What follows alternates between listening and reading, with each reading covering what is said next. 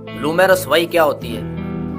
अपनी ही औलाद के हाथों जलीलो ख्वार होना, इससे बड़ी और कोई रसवाई नहीं है। बड़े बड़े शाहकार देखे हैं अपनी औलाद का शिकार हुए।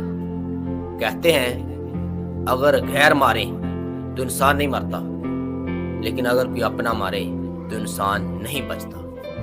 साहब, सरमाया सिर्फ जमीन जायदाद बंगला कोठी और रुपया पैसा ही नहीं होता, बल्कि इंसान का कीमती सरमाया उसकी औलाद होती है।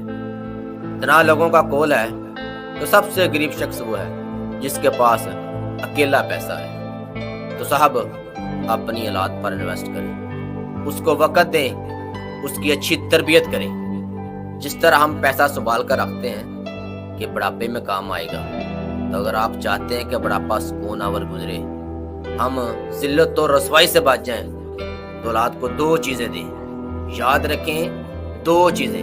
नंबर 1, हलाल रिज़्क। क्या? हलाल रिज़्क।